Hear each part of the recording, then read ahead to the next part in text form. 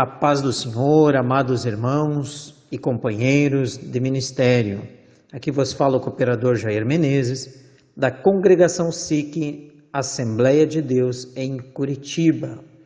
É com grande alegria que estamos chegando ao fim de mais um abençoado trimestre, onde temos tido a oportunidade de relembrar e aprender mais sobre este importante assunto, tratando-se dos dons espirituais e ministeriais. Temos aprendido através das lições anteriores a diferença, a colocação e o propósito para o qual os dons espirituais estão disponíveis para a Igreja do Senhor, bem como os dons ministeriais para o trabalho, o desempenho da grande comissão, da grande obra que o Senhor deixou para a sua igreja desenvolver. Direto à lição, então, lição de número 13, que trataremos hoje sob o título A Multiforme Sabedoria de Deus. Esta lição traz como objetivo geral mostrar o caráter multiforme da sabedoria divina e como objetivos específicos sobre 3 pontos, sendo o primeiro, explicar o caráter diverso dos dons espirituais e ministeriais. Que maravilha, né, amados? Como temos aprendido lições maravilhosas através deste trimestre. Ponto 2, elencar as qualidades dos bons despenseiros dos mistérios divinos. E ponto 3, correlacionar os dons espirituais com o fruto do Espírito. Introdução. Podemos ver na introdução da lição que o Altíssimo revelou para a Igreja um mistério oculto desde a fundação do mundo, que através do Espírito Santo trouxe luz para o povo, usando os apóstolos e profetas para mostrar que esse mistério é Cristo em nós, a esperança da glória, a esperança da salvação. E assim também Deus daria ao homem uma oportunidade de reconciliação, reconciliar a criatura para com o seu Criador, trazer uma oportunidade de que o homem, através de Cristo, aceitando-o como seu único e suficiente Salvador, fosse salvo, fosse outra vez reconciliado para com o Pai, o Criador. E assim, manifestando-se Cristo para pessoas simples como eu e como você, era parte da multiforme sabedoria do Pai, o Criador. Veremos no discorrer desta lição que através da multiforme sabedoria de Deus temos à nossa disposição os dons espirituais que estão à disposição de todo crente, estão à disposição da igreja e tão necessário é o uso destes para os dias atuais como fora no tempo da igreja primitiva, mas também que Deus tem deixado dons ministeriais para a organização da sua obra enquanto igreja, para fazer discípulos e assim anunciar e levar avante a divulgação do Santo Evangelho, bem como veremos que são diversos os dons, são diversos os ministérios, bastando assim que o crente tão somente seja fiel, tenha disponibilidade para de Deus receber os dons espirituais e também, esforçando-se, possa estar a cada dia mais instruído e melhor preparado para assumir posição ministerial no santo trabalho. Tópico 1. Os dons espirituais e ministeriais. Aprendemos, já através das lições anteriores, que há diferença entre dons espirituais e ministeriais, sendo que os dons espirituais são como um presente de Deus à igreja. São como dádivas de Deus à igreja, aos crentes, e estão à disposição de todos. Já os dons ministeriais são dons de serviço, são dons de ordem organizacional. Subtópico 1 nos diz que são diversos. A passagem bíblica de 1 Coríntios, capítulo 12, versículos 8 ao 10, 9 dons são mencionados. 9 dons do Espírito Santo, mas ainda afirma que há outros dons espirituais em outras passagens que já foram mencionadas em lições anteriores deste segundo trimestre. Na carta de Paulo, primeira carta aos Coríntios, capítulo 12, ele nos mostra dons de revelação, falando de dons espirituais, que é palavra de sabedoria, palavra da ciência e discernimento de espíritos. Ainda sobre os dons espirituais, nos mostra dons de poder, que são dom da fé, dons de curar e operação de maravilhas. Também dons de expressão, que são dom de profecia, variedade de línguas, interpretação das línguas. E ainda temos, comparando outras passagens, os dons ministeriais, que são o seguinte: apóstolos, profetas, evangelistas, pastores, mestres e doutores.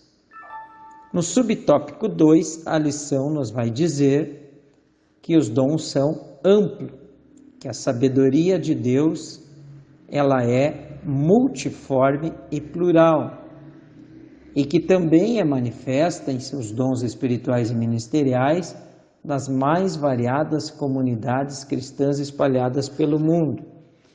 Ou seja, que Deus tem ao dispor do crente os dons para capacitá-lo, de forma que, na simplicidade humana, possamos receber, entender e compreender a real vontade de Deus através do Evangelho, podendo assim o Evangelho ser anunciado, Deus capacitando o evangelizador, Deus dando como dádiva, como presente, os dons espirituais e através do chamado, dispensando também o dom ministerial, conforme já fora dito em lições anteriores. Ainda no subtópico 3, vai nos falar das dádivas do Pai. Dádivas que são dadas ao crente como um presente. Outras excelentes dádivas de Deus dispensadas à sua igreja para comunicar o Evangelho a todos são, dentro do texto, a dádiva do amor, que é a manifestação de amor de Deus para com o homem, a criatura, que na demonstração mais profunda enviou o seu único filho para morrer, padecer no Calvário, pagando o preço do pecado para resgatar o homem. E é bem conhecido de todos o versículo de João, capítulo 3, versículo 16, que temos como texto áureo da Bíblia Sagrada, aonde nos mostra que Deus amou o mundo de tal maneira que deu o seu Filho unigênito, para que todo aquele que nele crê não pereça, mas tenha a vida eterna. Ou seja, a preocupação de Deus foi tamanha a ponto de enviar o seu Filho unigênito para resgatar o homem na mais profunda demonstração de amor. Ainda vai falar na letra B que a dádiva da filiação divina, onde Deus torna um filho das trevas em filho de Deus, em filho da luz, em filho resgatado, em filho recuperado através do Sagrado Evangelho. Vai dizer ainda que é a graça do Pai indo ao encontro da pessoa, tornando-a membro da família de Deus. Ainda na letra C, nos fala do mistério da reconciliação, onde o próprio apóstolo Paulo explica o milagre da salvação como resultado do ministério da reconciliação. Ou seja, aqui está falando de um ministério, aqui está falando de um trabalho, de uma disponibilidade de Deus para resgate, para transformar o desviado, o perdido, pecador, numa nova criatura, uma criatura transformada, resgatada, mas que fala também de salvação, que fala também de ter a quem aceita o Sagrado Evangelho uma oportunidade de salvação. Quem está em Cristo é uma nova criatura, diz na continuação do texto. E o resultado disto é que Deus faz tudo novo em sua vida. Deus renova, Deus transforma, Deus muda, Deus modifica aquele que aceita o Sagrado Evangelho. Tópico 2. Bons despenseiros dos mistérios divinos. Vemos através da lição quão importante trabalho, quão importante tarefa Deus colocou na mão dos apóstolos, aonde nos mostra que a Paulo, Apolo e Pedro são confiados os mistérios de Deus, que eram mistérios não revelados nos tempos do Antigo Testamento, mas que agora são revelados no Evangelho. Ou seja, a eles fora dado como tarefa para ser cumprida. A eles foi confiado não para guardar ou proteger esses mistérios, mas para administrá-los a todos os crentes, levando, divulgando, anunciando o Evangelho da salvação, anunciando que Cristo era a única esperança, o único caminho, o único meio pelo qual o homem poderia ser salvo.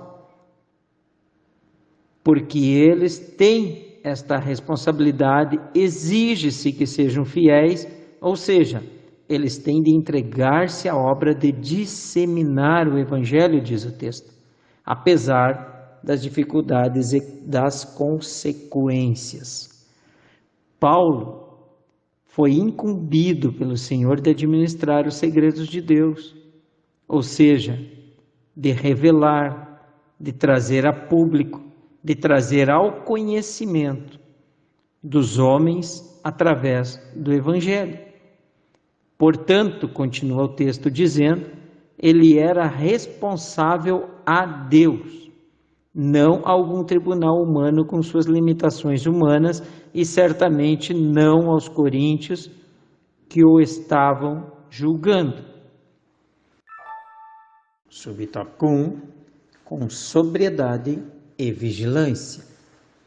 O despenseiro deve administrar a igreja local, retirando da despensa divina o melhor alimento para o rebanho. Paulo, ensinando, destacou a sobriedade e a vigilância do candidato ao episcopado como habilidades indispensáveis ao exercício do ministério, dizendo que convém, pois, que o bispo seja irrepreensível, marido de uma mulher, seja vigilante, sóbrio, honesto, hospitaleiro e apto para ensinar. Ainda diz o apóstolo que este não deve ser dado ao vinho, pois a bebida traz confusão, contenda e dissolução. Em Efésios, capítulo 5, versículo 18, a palavra diz: e não vos embriagueis com vinho em que há contenda, mas enchei-vos do Espírito. O fiel despenseiro é o oposto disto. Nunca perde a sobriedade e a vigilância em relação ao exercício do ministério dado por Deus. Ele zela o que recebe, ele guarda como um presente, como alguém que foi escolhido a dedos, porque realmente assim é que devemos entender, um privilegiado por ter sido escolhido por Deus para desenvolver o santo trabalho. Ainda como bons despenseiros dos mistérios divinos, no ponto 2, subtópico 2, nos diz sobre amor e hospitalidade. Nos diz que os despenseiros de Cristo têm o ardente amor de uns para com os outros. Em 1 Pedro, capítulo 4, e versículo 8, nos diz: e se o justo apenas se salva, onde aparecerá o ímpio e o pecador? A pergunta é: como nos apresentaremos a Deus com mãos vazias, se não anunciar o Evangelho, se não compartilhar o que de graça recebemos? É para isto que está nos chamando a atenção o texto. Ainda continua dizendo: mediante a graça de Deus, o obreiro pode demonstrar sabedoria e amor no trato com as pessoas. Amar sem esperar receber coisa alguma é parte do chamado de Deus para os relacionamentos. 1 João 3,16 diz: conhecemos a caridade nisto, que Ele deu sua vida por nós e nós devemos dar a vida pelos irmãos. Ou seja, devemos nos compadecer de nosso semelhante, devemos compartilhar, ajudar, devemos servir, entender que o propósito na obra é de servir e não de ser servido. Que esta atitude é a verdadeira identidade daqueles que se denominam discípulos do Senhor. Pois em João, no capítulo 13, versículos 34 e 35, vai dizer que um novo mandamento vos dou, diz o Senhor Jesus assim falando, que vos ameis uns aos outros, como eu vos amei a vós, que também vós uns aos outros vos ameis. E continua dizendo: nisto todos conhecerão que sois meus discípulos, se vos amardes uns aos outros. Que maravilha! Aqui também entra o caráter hospitaleiro do obreiro, recomendado pelo apóstolo Pedro, em 1 Pedro, capítulo 4, versículo 9, dizendo: sendo hospitaleiros uns para os outros, sem murmurações, sem questionamento, sem justificativa, sem um motivo. Isso se torna possível para quem ama incondicionalmente, pois a hospitalidade é acolhimento, é bom trato para com todas as pessoas, crentes ou não, pobres ou ricas, cultas ou não. E este é o apelo que o escritor aos Hebreus faz a todos os crentes. Em Hebreus, no capítulo 13, versículos 2 e 3, nos vai dizer: não vos esqueçais da hospitalidade, porque por ela alguns, não o sabendo, hospedaram anjos. Que maravilha, amados! Que maravilha! O texto é claro, o evangelho é simples. No versículo 3 ainda nos diz: lembrai-vos dos presos como se estivesseis presos com eles, e dos maltratados como sendo vós mesmos também no corpo, ou seja, sentindo a miséria do próximo, colocando-se no lugar de outrem. O subtópico 3, sob o título O despenseiro deve administrar com fidelidade. A graça derramada sobre os despenseiros de Cristo tem de ser administrada por eles com zelo e fidelidade. A palavra de Deus nos adverte, abre aspas, cada um administre aos outros o dom como recebeu, como bons despenseiros da multiforme graça de Deus, fecha aspas. Está registrado em 1 Pedro capítulo 4, versículo 10, pregando, ensinando ou administrando o corpo de Cristo, tudo deve ser feito para a glória do Senhor, porque dele é glória, a ele seja a honra, a quem realmente pertence a majestade e o poder. Louvado seja Deus. Paulo ensina-nos ainda que devemos ser vistos pelos homens como ministros de Cristo e despenseiros dos mistérios de Deus. Então vejamos como Paulo nos ensina a nos comportar diante dos homens. Em 1 Coríntios capítulo 4, versículo 1 está registrado. Em Colossenses capítulo 1, versículos 26 e 27 nos diz: o mistério que esteve oculto desde todos os séculos e em todas as gerações e que agora foi manifesto aos santos, aos quais Deus quis fazer conhecer quais são as riquezas da glória deste mistério entre os gentios, que é Cristo em vós, esperança da glória. Que maravilha! Por isso diz o texto ainda, que os despenseiros de Deus devem ser fiéis em tudo, para que, agora pela igreja, a multiforme sabedoria de Deus seja conhecida dos principados e potestades nos céus.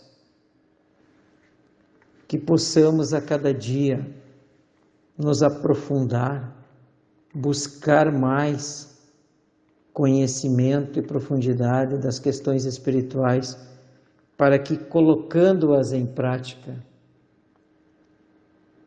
estejamos contribuindo com o crescimento do reino, na divulgação e anunciação do Santo Evangelho. Tópico 3. Os dons espirituais e o fruto do Espírito. Em Gálatas, capítulo 5, versículo 22, nos diz: mas o fruto do Espírito é amor, gozo, paz, longanimidade, benignidade, bondade, fé, mansidão, temperança. O fruto do Espírito é a manifestação das virtudes de Deus na vida do crente, conforme o grau em que este se entrega como servo ao Senhor. Louvado seja Deus!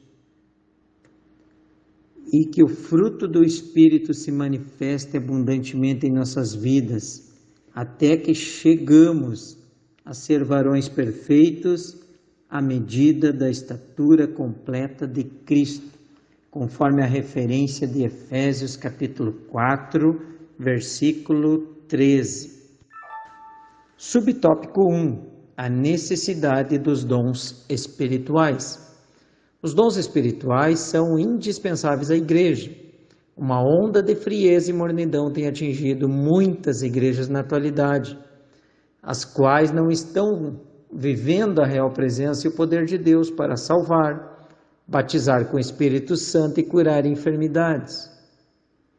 Em tal estado, os dons do Espírito são ainda mais necessários. E temos, lamentavelmente, com tristeza, contemplado esta realidade nos dias atuais. Temos visto e ouvido tantas reclamações, exclamações de pessoas saudosistas de tempos passados, porque hoje já não acontece mais com tanta frequência. Pessoas sendo batizadas no Espírito Santo, pessoas sendo milagrosamente curadas através de uma oração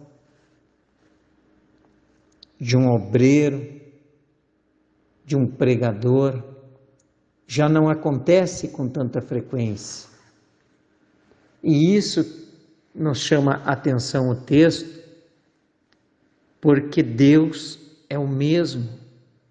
Hebreus capítulo 13, versículo 8 diz que Ele é o mesmo ontem, hoje e eternamente. E o texto ainda continua nos dizendo que é no tempo de sequidão que precisamos buscar mais e mais a face do Senhor,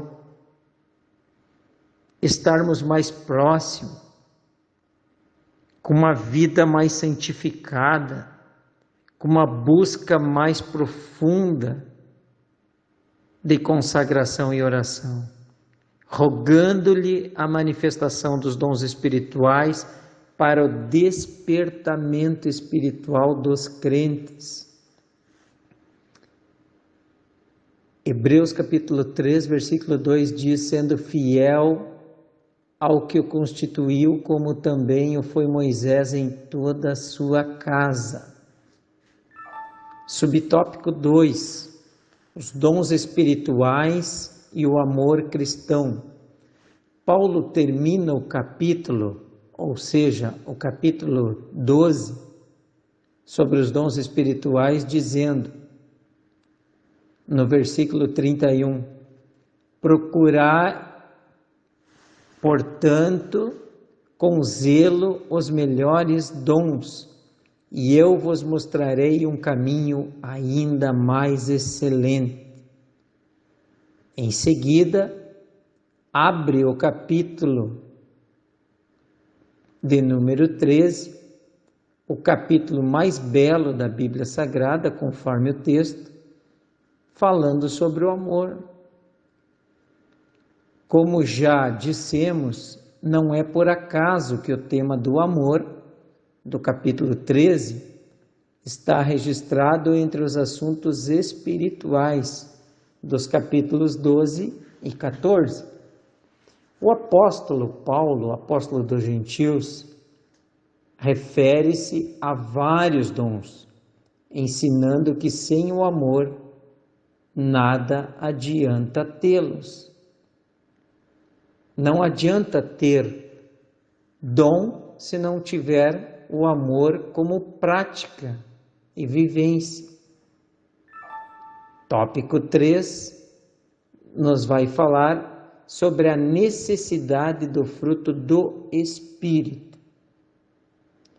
Que uma vida cristã pautada pela perspectiva do fruto do Espírito, o amor, é o que o nosso Pai Celestial quer à sua igreja. Uma igreja cheia de poder que também ama o pecador. Quantas vezes temos ouvido falar que Deus não ama o pecado, mas ama o pecador? Está inserido em uma letra de hino congregacional. cheia de dons espirituais, mas que também acolhe o doente, zelosa da boa doutrina, mas em chamas pelo amor fraterno, que, como diz Paulo, é sofredor, é benigno, o amor não é invejoso, o amor não trata com leviandade, não se ensoberbece, não se porta com indecência, não busca os seus interesses, não se irrita, não suspeita mal. O caminho do amor é mais excelente que o dos dons espirituais. Que todos possamos estar tão intimamente ligados ao Senhor e que o fruto do Espírito se manifeste abundantemente em nossas vidas até chegarmos a varão perfeito. Aqui também quero compartilhar sobre o fruto do Espírito relacionado com as concupiscências da carne. Se aparecem tais manifestações, significa que deixamos de viver pelo Espírito e nos afastamos de sua orientação. Isso não significa que o Espírito nos deixou, mas que estamos dando oportunidade, ou seja, estamos dando lugar à carne, ao invés de dar lugar a Ele, ao Espírito Santo. Aqueles, porém, diz a Bíblia Sagrada, que praticam tais coisas, não herdarão o reino de Deus. Que Deus nos abençoe, nos instrua, nos capacite, nos aprimore a cada dia e que possamos buscar com mais intensidade os dons espirituais e estarmos aptos para receber o chamado de Deus para os dons ministeriais na prática do amor, amor ágape, verdadeiro, amor que o mundo não conhece, mas que Cristo dispensou à sua igreja. Conclusão. A multiforme sabedoria de Deus manifesta-se na igreja através da intervenção sobrenatural do Espírito Santo e a partir dos dons de Deus necessários ao crescimento espiritual dos crentes. Ou seja, é uma intervenção sobrenatural do Espírito Santo que Deus dá aos crentes individualmente como um presente, como uma dádiva, para que o crente que recebe seja fortalecido, seja agradecido a Deus por este tão importante dom que é verdadeiramente um presente de Deus para abençoar a vida do crente que está ali fervorosamente, decididamente, buscando com fidelidade servir a Deus, buscando ser o mais íntegro, buscando ser o mais perfeito, ainda que reconhecendo as imperfeições humanas, reconhecendo a limitação humana, mas que está diante de Deus com o coração sincero, quebrantado, e por isso recebe este dom como presente. Sejam quais forem os dons, aqueles que os possuem devem usá-los com humildade e fidelidade, não buscando os interesses próprios, mas entendendo que é para o bom uso na casa do Senhor, que é para um fortalecimento espiritual da sua própria alma, mas sobretudo o amor pois sem amor de nada adianta possuir dons, que possamos entender esta necessidade de buscar os dons, desejosa e ardentemente, mas buscando com amor, buscando o amor, que é o mais importante. Estes são para a edificação dos salvos, ou seja, edificação dos crentes em Cristo Jesus. Que possamos estar despertados, ser despertados por Deus, pelo Senhor, para esta tão importante busca, que é para o aperfeiçoamento dos santos, que é para o bom uso na causa do Senhor, que possamos entender que o Senhor tem chamado-nos a fazer discípulos, não apenas convidar pessoas para sentar nos bancos da igreja, mas que possamos formar discípulos, aquilo que recebemos possamos transmitir, ensinar aquilo que de graça temos recebido, compartilhar, multiplicar, para que aquele que aceita o Santo Evangelho seja também um divulgador, seja também um testificador das grandezas e da transformação que Deus faz através de Jesus Cristo na vida daquele que o recebe como o único e suficiente Salvador.